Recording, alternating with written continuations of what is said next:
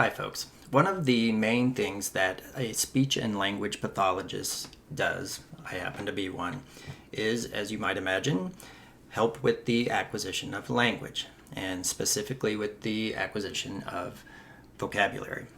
And one of the most common and highly effective ways of teaching vocabulary, not just learning it, but recalling it and retaining it, is by categorizing. But our goal when we are teaching vocabulary is not just to be able to memorize words and go on with your day. Not like maybe when you were in elementary school and you had your vocabulary words for the week, you memorized them, moved on. Memorizing definition of a word is great. That's knowledge, and as the saying goes, knowledge is power.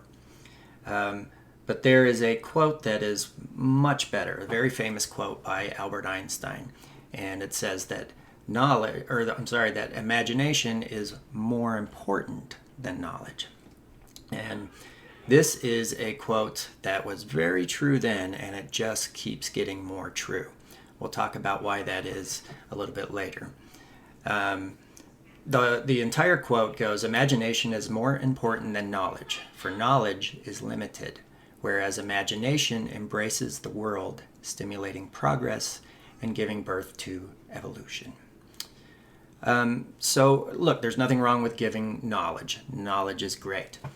But what we really want to do is give a deeper understanding of the word and all its potential tentacles that can stem from the word, and hopefully give birth to evolution for each word.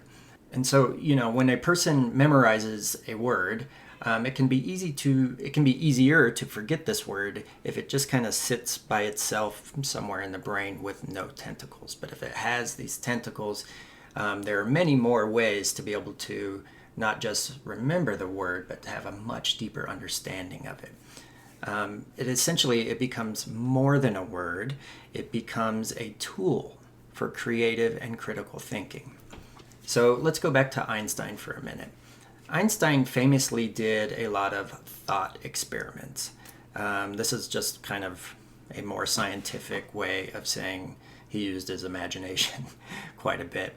And one of his most famous thought experiments was the one that ultimately gave birth to the theory of relativity, that changed the face of science and our understanding of the world around us. And this thought experiment consisted of two people, a train, and some lightning. And essentially what it was one person was standing outside of the train, another person was in the middle of the train, riding on the train. The person standing on the outside of the train, looking at it, goes by, and they see lightning hit simultaneously on the front end and the back end. But the person who is riding in the middle is going forward quickly, so they perceive it as the lightning hit the front end first. And basically what Einstein was saying was that they were both right. It's relative to the person's perception. Now, whether or not it makes sense of me saying it, I'll link to a video of it in the description of this video. But the point here is that he was using language in the various ways that words can be perceived as tools for his imagination. Language is critical for imagination. So, he knew that lightning was light, and he probably knew the definition, more or less. The definition is the flashing of light produced by a discharge of atmospheric electricity. But what he also knew was that lightning was something that moved fast. He also had to know about trains, and he knew that trains were transportation. But he also knew that trains were also something that moved quickly. So lightning and trains, they both have their own definitions, but they are also both things that move quickly. So when you get down to the root of his discovery of the theory of relativity was language. He had to use language as a tool for his imagination and for rationalizing. And that ultimately was the most important thing. After using language to hold all the necessary components in his brain for the thought experiment, then he could go use knowledge. Then he could go use, in this case, math that is far beyond what we can do, to piece everything together. But first, he had to be able to imagine things and to look things from outside of the box. So this is ultimately why categorizing is so very effective, because one thing that it does is give people these filing cabinets that they can open up and they can look through them whenever they need it. And anyone who has a messy office can probably understand this, right? You need to find a document, but who knows where it is because things are laying all over the place. It's not well organized. As opposed to if you have things in a filing cabinet, you know exactly where to go and you can get it easily and quickly. And depending on how things are filed, you can also see things that are related to it. You might need those things too, right? So what this all does in the brain is what is referred to as neuroplasticity. And what this is doing is literally creating pathways in the brain. And when there's a lot of neuroplasticity, you can easily transfer a set of thoughts to another part of the brain very quickly. And the more neuroplasticity that somebody has, the easier time that they have in the journey of life. And this allows people to see things clearly from within the box and very rationally. And then you can step outside of the box, out of the box thinking, and look at things from above and assess things in that way too. And this is so very important, especially for children in early childhood, because their brains are very plastic. It is easier to carve out these pathways when kids are young. And these pathways are created by language. And the more organized it is, the easier it is to get to things and to think through things. So start categorizing with your kids in daily life. When you're in the kitchen, let's say, start talking about these are kitchen items, or in the bathroom items. But as you encounter items, think about how else they can be categorized, and don't be afraid to be a little bit kooky sometimes. So a spoon is a kitchen item.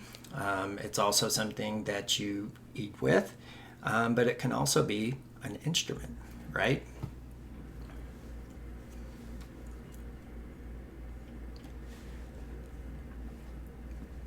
It is such a fantastic and effortless way to start creating these filing cabinets for your kids. And carving out these pathways, it makes it so much easier for them. Doing this, especially in the early years, is something that will stick with your kids for the rest of their life. And it's so easy to do. So go out and do that. We've also created an app that is very good for this. Get the app, and when you get the app, sit down with your kids and use the app. And we've also created an app, if you're interested to get started with this, to kind of get... And we've also created an app. It's a good way to kind of get started and start understanding a little bit more about categorizing and subcategorizing. So download the app and sit down with your kids and start categorizing and subcategorizing. You'll see, like for instance, you can find the bear, it's an animal, but then you can also go and say, okay, well, this is a mammal, and then switch the way you look at things, and oh, this is also a forest animal. So you're carving out these pathways and you're teaching them to look at things from different perspectives.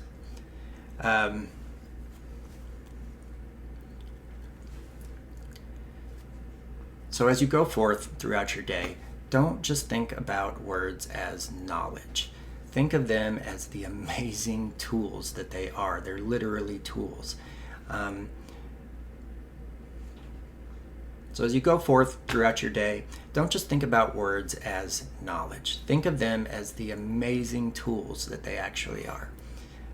Like I was talking about earlier with Einstein's quote about imagination being more important than knowledge, and how it's getting more and more true. Look, we increasingly live in a world where knowledge is at our fingertips. And whether you like it or not, it's probably going to be available to us at the blink of an eye in the future. I mean, there's going to be basically a big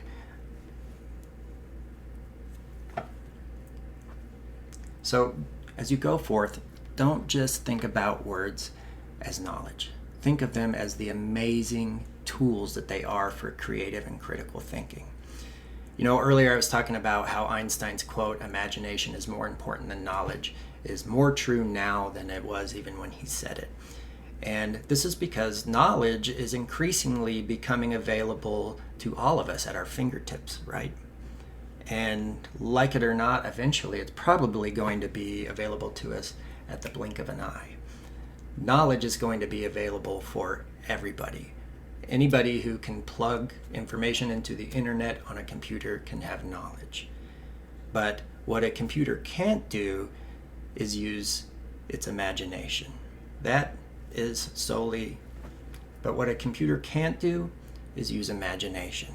That is something that is uniquely human. And using language, and language is what fuels our imagination. So get out there, start categorizing with your children, because I don't know about you, but I think the world could use some more Einsteins right about now. And as parents, the future is not just in your hands,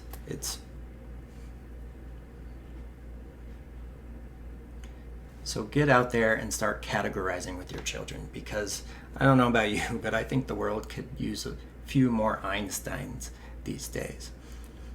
So as parents, so get out there, start talking with your children, start categorizing, because I don't know about you, but I think we could use a few more Einsteins these days.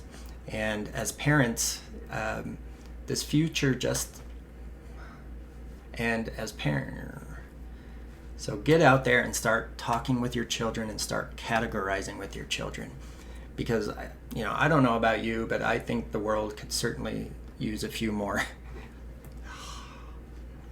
So get out there and start talking with your children. So get out there and start talking with your children. Start categorizing. Because I don't know about you, but I think this world could definitely use a few more Einsteins these days. And as parents, the future is not just in your hands, it is in your words. Thank you.